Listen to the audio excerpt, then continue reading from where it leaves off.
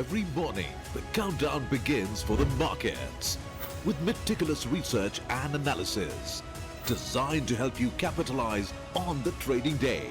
Beaming live from the CNBC TV 18 Motilal Oswal studio.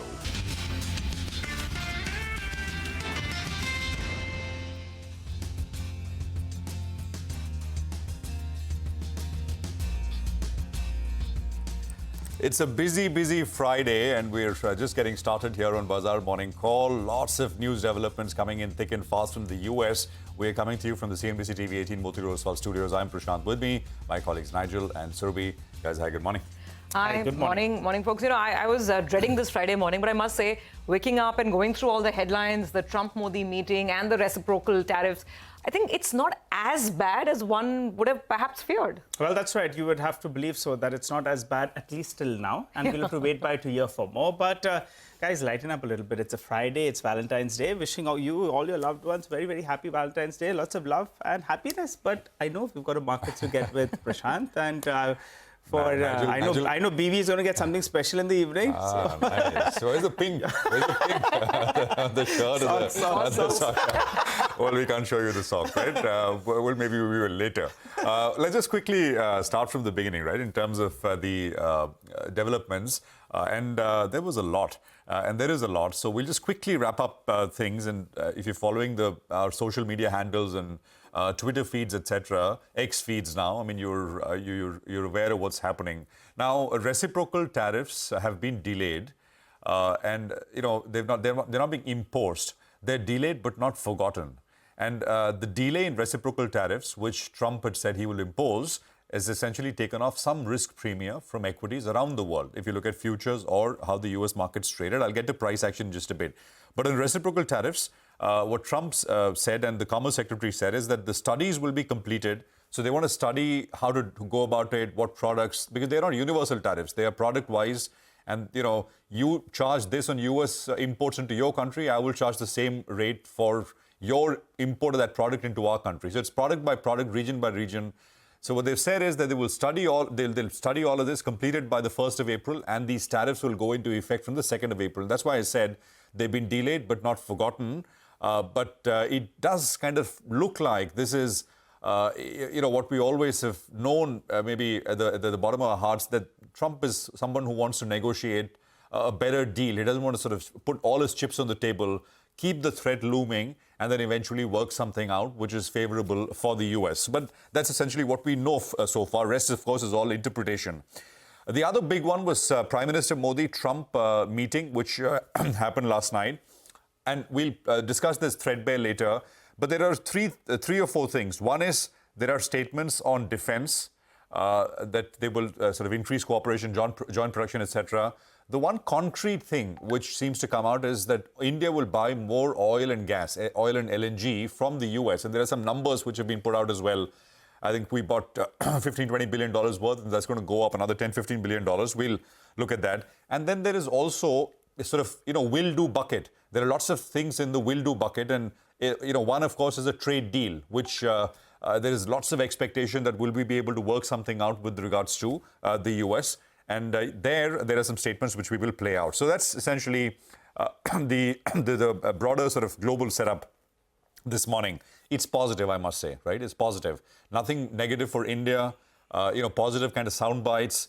And then the tariff deal being delayed. So it's not negative at all. Now, equities were higher globally. Nasdaq ended about 1.5% higher. Yields were down about 9 basis points, 4.53%. We had the PPI number. The CPI number was hot. PPI was also hot, by the way. But yields came off, and that was interesting. Dollar index has come off to about near 107 levels. Very good news, again, for flows, EMs, etc. And the other one is, I've put this up every day for the last at least 2 weeks now, Russia-Ukraine negotiation news. It was limited. Nothing very new last night. There was a lot of headline day before yesterday, and we covered that. But between today and tomorrow, there is that Munich Security Conference, and could we see the outlines of a peace deal? And that's the third thing, which I think is positive and which will keep markets hanging. Well, will something be done to at least get to a ceasefire and then maybe broader negotiations, etc.? So let's just quickly wrap up the levels yesterday. And I think the setup is positive. Yesterday, of course, the market sold off, but there was all of this stuff hanging. as we were going into the close. The market did not cross the 20-day moving average. We fell short by about 30-40 points. That level is 23,284, so we got to take that out first up. Downside level is still 22,800, but I don't think we need to worry about that, at least today. But that's 22,786, the 27th of Jan lows. And market still could be in the early stages of a leg higher. You got to, I mean, that's the way, broadly, I would say, we got to look at things. Bank Nifty could not cross the 40 hourly exponential average, which is near 49,955.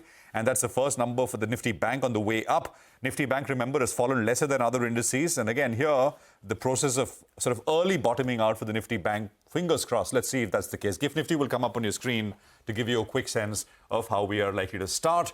And we're about 85 odd points higher, at least. Right now, and an hour from now, we'll find out what the pre-open throws our way. Surabhi.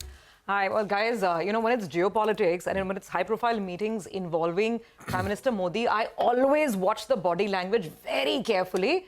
And if I'm right, I read some love out there. There was some Valentine's Day flavor for sure. We'll put up the visuals for you. And therefore, before coming to the headlines, I'm just talking about some of the interesting quotes. What did Mr. Trump say on Modi? We have missed you a lot. There was the handshake. There was the customary hug. So none of it was sort of foregone. Though the negotiations are going to be tough, even on the negotiations, President Trump says Modi is a much tougher negotiator than me.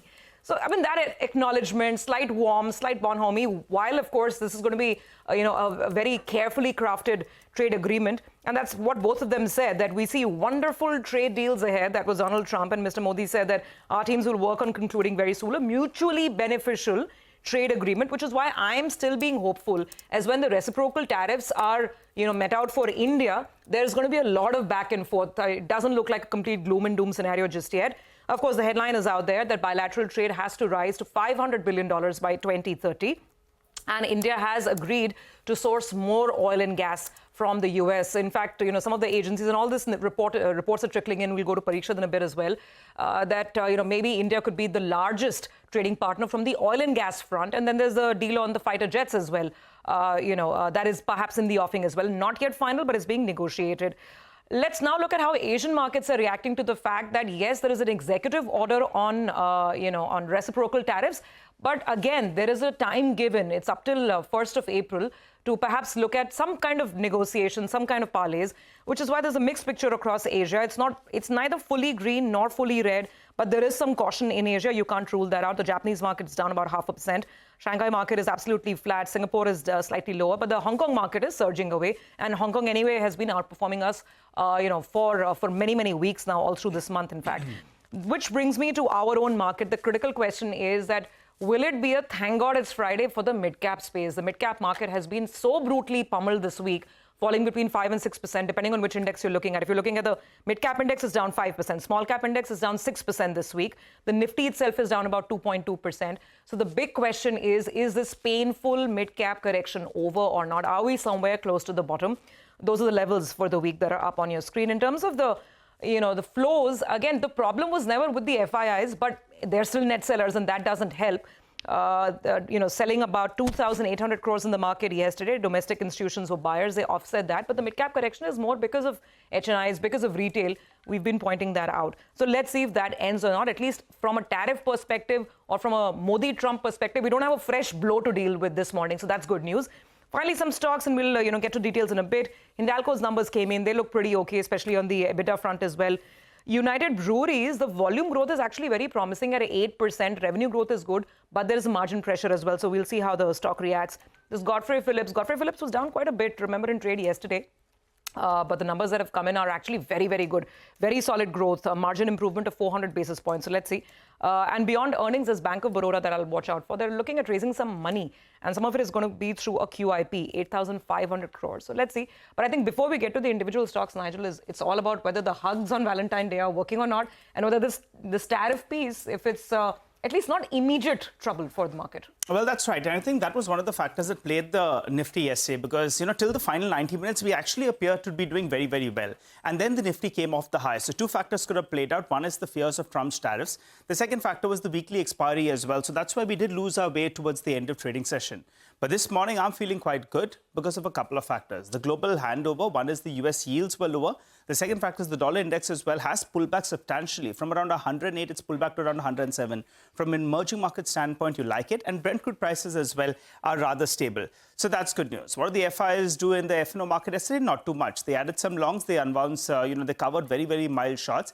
And they continue to remain net short with close to around 1.8 lakh contracts on the short side. And in percentage terms, it's close to around 84%.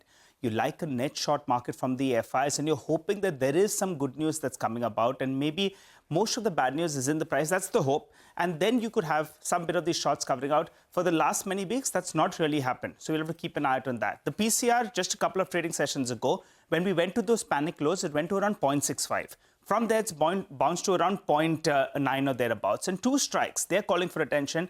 And this should actually be the goalpost of the market. On the upside, the 23,200 call, that's important. On the downside, the 23,000 put. So you want to keep an eye on both these two strikes. Punch in the premiums out there as well, and you'll get a broad range. On the downside, 22,750 important. The bulls will argue that maybe we formed a double bottom at around these levels. 22,750 to around 22,800 important. And resistance is at these levels. I say that because it's near the 20 DMA, and yesterday's high as well was in that vicinity. The problem yesterday was the Nifty Bank, which underperformed for majority of the trading session. And it's been going to these highs of around 49,800 or thereabouts. And from there on a day-to-day basis, it's meeting some resistance. So if you look at a level on the upside, you want the Nifty Bank to get past that 49,850. And on the downside, the recent low that we saw, that's going to be your reference point in terms of the Nifty Bank. Well, moving to the advanced decline ratio, yesterday at least we had close to around 1,000 stocks that were advancing, which is heartening. After a couple of sessions, actually, we have had more than 1,000 stocks. So you want the breadth of the market to improve from here on. And just one more factor. This margin trading facility is only kept for the experts. Don't get into that because we've been getting a lot of queries about that as well. So you want the breadth of the market to improve, buy good quality stocks as well. And it's a Friday, I'm feeling good. Valentine's Day as well, and end of result season. Let's see whether there is some positive cheer on the Wall Street today. I'm sure the wife is getting something very special today. So we will talk about that later after the show. But for the time being, let's move on to the equity call of the morning. This one's coming in from Morgan Stanley. Rhythm Desai of Morgan Stanley says most market participants await a turn in FPI flows. But what will move share prices up is an inflection in the confidence on growth, not flows. A policy pivot sets the stage for a growth recovery. Now, Rhythm says that India's underperformance could reverse in the coming months. Private sector financials could be the best way to play this, along with discretionary consumption and select industrials.